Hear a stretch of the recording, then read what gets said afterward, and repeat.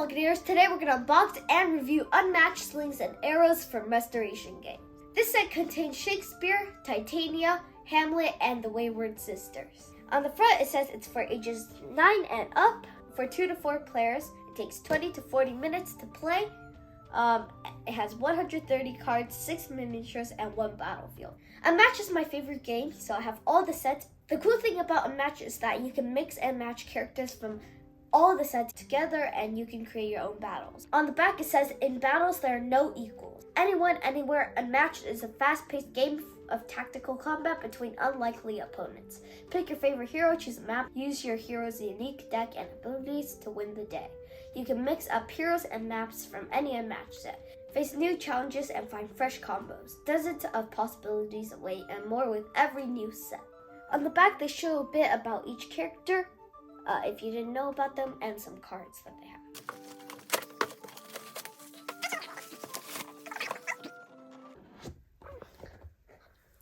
have. Okay.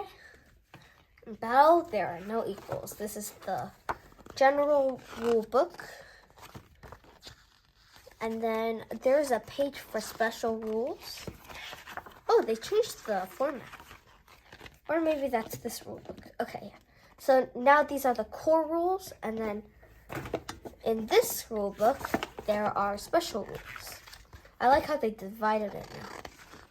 So there's stuff for the Wayward sisters, the Hamlet, Titania, and I think there's Shakespeare.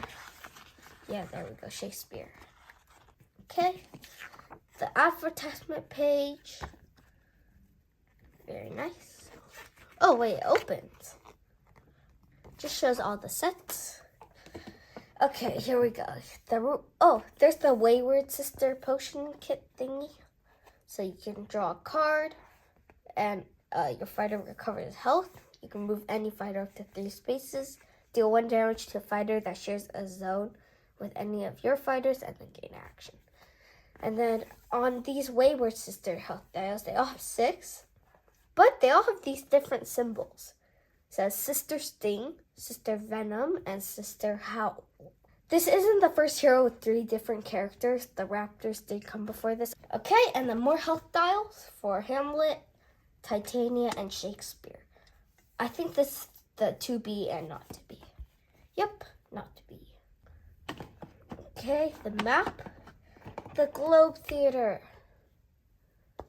This Shakespeare's, right? Shakespeare's Theater. I've actually been here. It was in London, right? And then the back to show more art. It's actually the same map, just with a different design. Now the figures, Titania.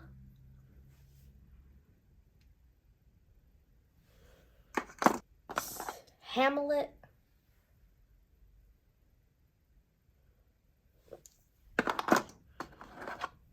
The Sister Howlet, I think. Sister Fang or something like that. What was it? And then Sister Sting, I'm pretty sure. Oops. Okay. I don't know what this is, but let's see. Is it sidekicks? Because this is very special wrapping for sidekicks. Oh wow, it is sidekicks. Oh, that's a lot of wrapping. This is a lot of sidekicks. This is Titania's sidekick. Don't know how to pronounce the name. This is Rosencrantz and Goldstein. I don't know why they didn't make it into 2 different characters. Oh wait, actor 1. Oh wait, they're double-sided. So they're the same. Each one is the same, but they're double-sided. So different actors on each one. And then the health dial. Put together thing. Okay, now time for Shakespeare. He is melee with 13 health. He moves 2, and then his sidekick are the actors. They're melee, there's 3 of them, but they each have 1 health. His power, I really like how they name powers now, is iambic pentameter. After you attack or defend, add your card to the line. When your line has 10 or more syllables, discard your line. If there are exactly 10 syllables, resolve the completion effect on the last card. Oh, the art on these are amazing. Oh yeah, Shakespeare. Shakespeare is a contest winner from the 2020 designer contest. He's one of the few winners, and they decided to come out with 10 different characters. So he's one of the 10. Let's see. Okay, first, horror. It has 2 syllables. Now I have to say the syllables. 4 value text, Shakespeare, and then horror. Yeah, that's 2 syllables. During combat, increase the value of this card by +1 for each horror card in your line. So, there are 5 horror cards. Oh my gosh. There are 5 horror cards. I don't believe that. Wait. There are. +1 horror card in the line. So this can be crazy. This can be like a 8, I think. And the other has 2 syllables. So yeah, it can be an 8. And then the feather affecting thingy is deal 1 damage to the opposing fighter for each other card in your line. This is really good if you have a bunch of cards with like 1 syllable or 2 syllables. This is amazing. And while looking at all the other horror cards, they all have different artwork, which is really cool. This one has like bats, blood, evilness, snakes like Medusa, and then spider. Kind of reminds me of the Wayward sisters.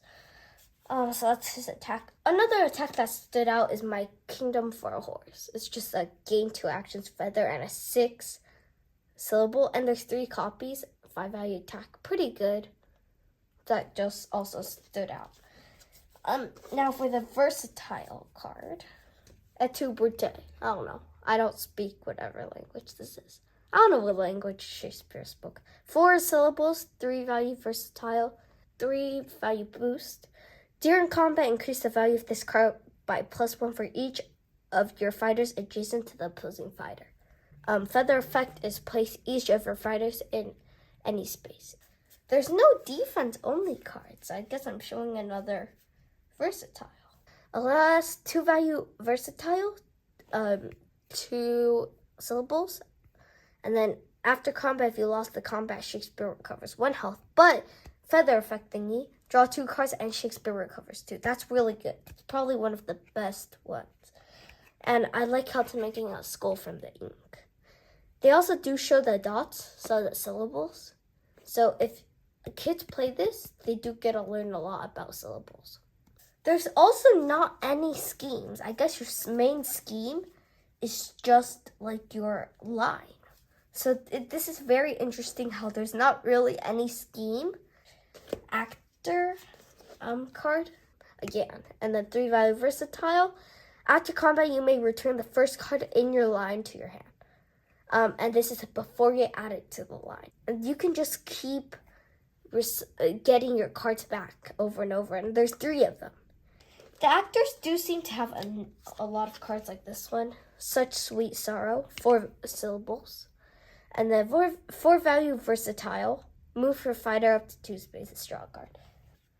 Revise. This one is basically a regroup, except it's the same effect. It's just 2 syllables instead of also 2 syllables.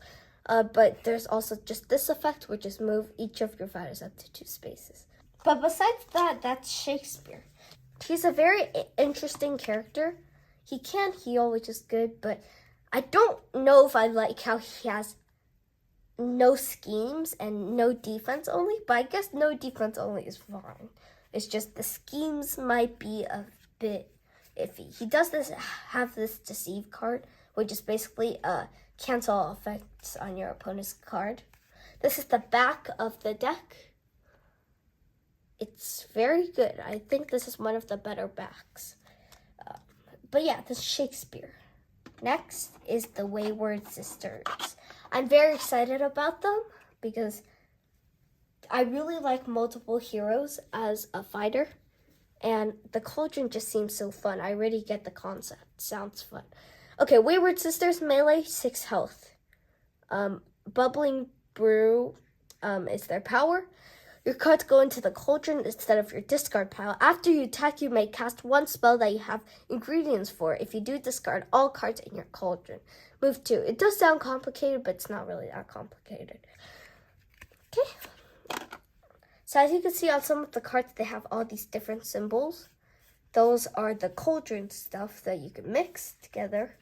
We're gonna keep this right here. Keep that in mind. First card. Let's see, all seem familiar.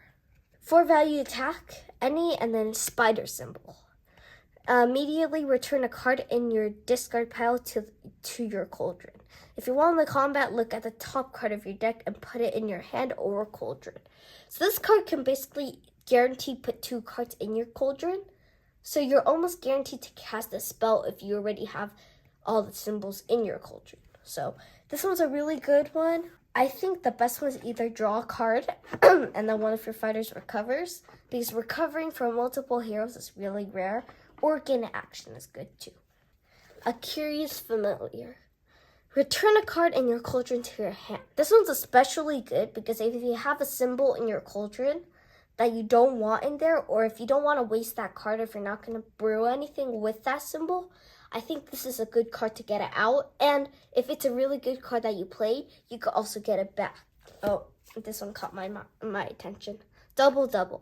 3 value attack and then spider symbol. During combat, increase the value of this card by +1 for each different ingredient in your cauldron. And then now for defense card. Unnatural remedy. Snake symbol for snake symbol. Defense, and then immediately discard up to 3 cards from your cauldron. For each one, choose a fighter to recover 1 health. The witches can recover so much. Each card equals 1 health. I would just discard some of the cards that are a bit more useless, like the last card I don't mind discarding. Okay, now for scheme. Something wicked this way comes. Hey, that's one of the lyrics from Double Trouble from Harry Potter.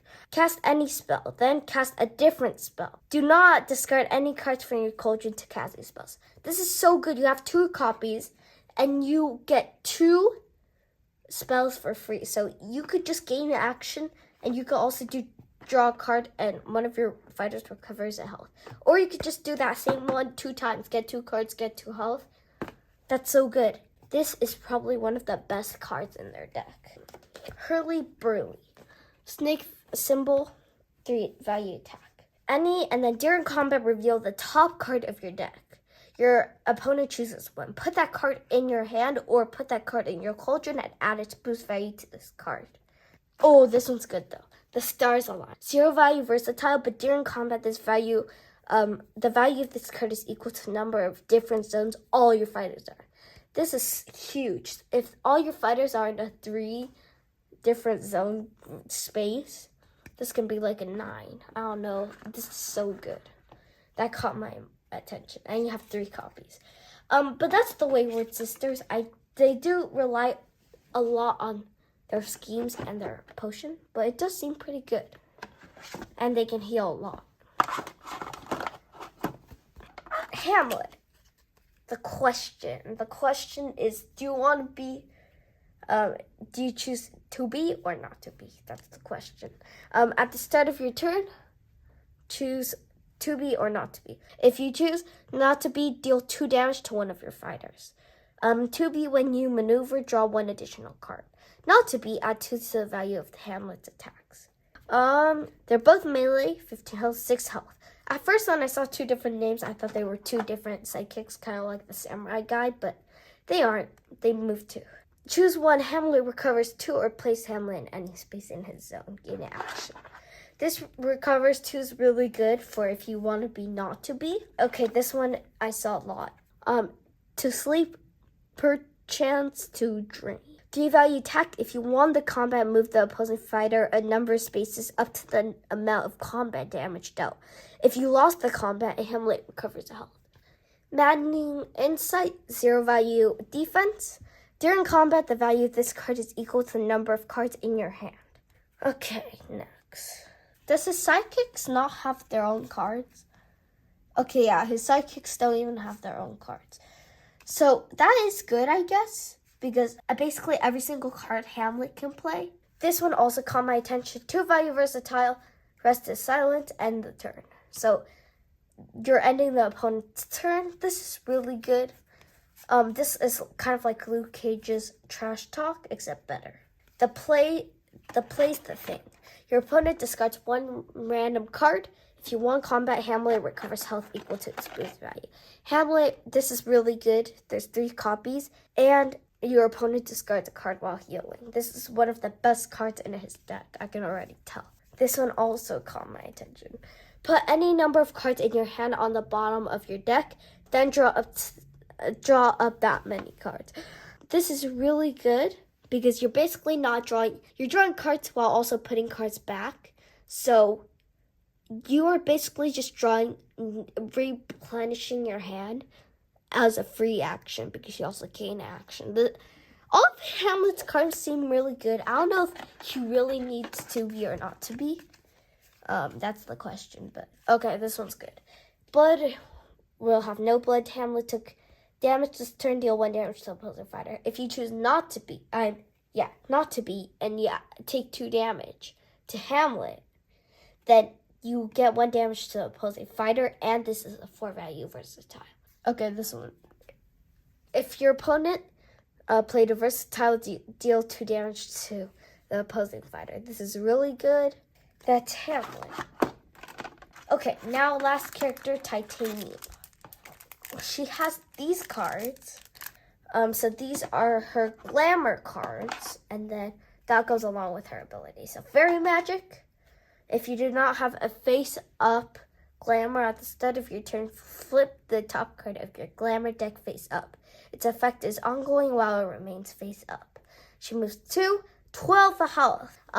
Oberon, melee with 6 health. Let's see these glamour cards.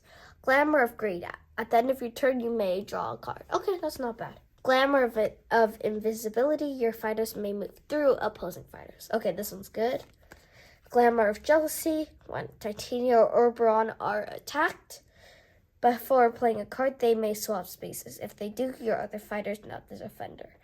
This one's really good. Oh, that one's good. Okay. Glamour of Rhyme. After you play scheme, gain 1 action. Oh, this one's good. This one's good. Glamour of Love. When you maneuver, you may move an opposing fighter 1 space before moving your fighters. Okay? That gets you 1 step closer. Okay? Glamour of Sleep. Your fighters do not take other damage other than combat damage. Okay, that's good. Okay, that's all the glamours. Let's start with draw 1 card. You may discard your glamour to draw 2 cards instead. Drawing this basically like regroup just with a 2 value versatile, not the best. You do have 3 copies, so if you want cards, this is good. Queen of the Fairies. Titania, 2 value, attack. During combat, increase the value of this card by +1 for each glamour in your glamour discard pile. Okay, so glamour discard pile, I don't think you get to use the glamours again. They're just gone forever. So this, if you use up all your glamours, which is possibly impossible, probably, this can be an 8. And you only have 2 copies, so use it wisely, I guess. But a dream. Immediately cancel all effects on your opponent's card. Ignore its value and return it to your opponent's hand. Draw a card. Basically, nothing bad for them, except for them losing an action, and then nothing bad for you except good thing is drawing a card and not taking any damage. This is good. You only have 2 copies though. Gift of the Fairy Folk. Two different effects. One fighter recovers 2 health, draw 2 cards, or move 2 fighters up to 2 spaces. I will always choose recover 2 health and draw 2 cards. Oh, okay, this one's good. The moon looks down. Put a discarded glamour on the bottom of your glamour deck. So you get 2 glamours back, because you have 2 of these. So a lot of these are about discarding glamours. Okay, time for Oberon. Let's see. Oh wow, Oberon has the most powerful attack in here, met by Moonlight. Place Oberon in a space adjacent to Titania. And 5 value attack. I feel like that's pretty good. Plus a glamour, you might get some extra stuff.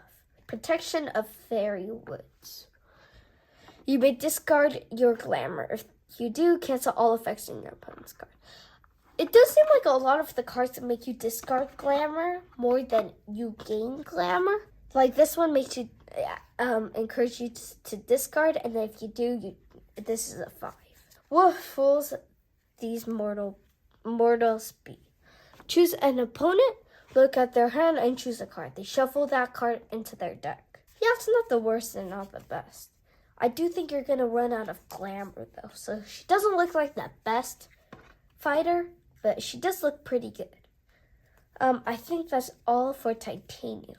That is all 4 of these characters. We're gonna do 2 live streams and come back with our final thoughts. And we're back. Unmatched Slings and Arrows is pretty good. It's a bit complicated, so it's definitely not for the newer people.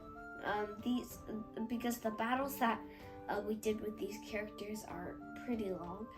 Overall, if I were to rank the characters from my favorite to least favorite, I would say Hamlet is my favorite. Shakespeare is my second favorite. The Wayward sisters is my third favorite, and Titania is my fourth favorite. Hamlet I like because, of course, his to be or not to be, and I really like how he has a useless sidekick, and that lets him use all the cards in the deck. And overall, he's a pretty fun character to use. He relies a lot about if people play versatile cards. So if you're playing against the Wayward sisters, most of the bat symbols have the versatile cards. So I was able to guess that very easily. Shakespeare is pretty fun. He is a bit hard to use though, and I do wish that his line effect, his completed syllable line effects on some of the cards are a bit better. But he does have some really good cards, like, what's that knight one? The 5-value attack, and then you gain 2 action. That card is really good, because if you complete it, you of course get 2 actions, and you have 3 copies of it. So that one's probably one of the best cards in his deck. His defense isn't that good, but I do like how he has a healing card, 2-value versatile, and if you complete the line, you get 2 cards and 2 health back. That one's probably the best card line effect in his deck besides the horse one. The Wayward sisters, they are pretty fun to use. I was able to win with them, but I do have to say that they aren't the most powerful hero with 3 heroes. I do like how they all have different names, and their cauldron is very cool. I do wish that the cauldron, when you have multiple symbols of each one in the cauldron and you cast a spell, all of it isn't gone. I wish you can just keep whatever you still have left. But besides that, their potions are actually very useful, and they can heal, and they have 3 heroes. So that is very powerful. My favorite card from there is 3-value attack, and then you look at your deck, and then you get to put in your hand, or you can add the boost value according to the opponent's choice. That one's really good, and then their defense is overall very, very strong because you can heal one of them. You get to add one of them can be a 5 if you have all the symbols in your cauldron, and one of them reflects damage off the opponent. So they are very strong for defense, and also they can heal quite a lot. And then lastly, Titania. Titania is okay. She does have a lot of automatic damage, which I don't really like a lot. But Oberon is probably one of the most powerful sidekicks ever because he has 3 5-value attacks. I do wish Titania doesn't depend on Oberon as much, but her glamours are all pretty powerful, and I do like the idea of it. I do see why Titania has such low health. It's because she's so powerful, but none of her attacks reach 6 or above. So, and then discarding the glamours aren't like the most powerful thing, but some cards, if you do discard the not so good glamours, you can get a really good effect out of it. My favorite card from Titania's deck it'd probably be the 3-value versatile card where you get a glamour back. My favorite card from Hamlet's deck is the 3-value attack that can become a 5 if you're not to be, and then you basically get a move that plus divided the number of spaces equal to the amount of damage that you did, and that's just super powerful if you want to run away afterward. And Hamlet is a good match of aggressive and defensive because he has some really good defense in his hand. I do like how when he is 2B, he can draw more cards to make up for the amount of cards that he used to attack. The map Dome Theater, is that what it's called? It's pretty interesting because they have a lot of small zones that even have just one space in that zone, or zones that have 2 spaces, and then some that range from like 8 spaces. So Dome Theater is very interesting. It's not too good for the ranged characters, but it is really good for Bullseye if he because he can basically hit an opponent anywhere throughout the map. That is Unmatched Slings and Arrows. If this looks cool to you, you can check it out in the link in the description. Bye!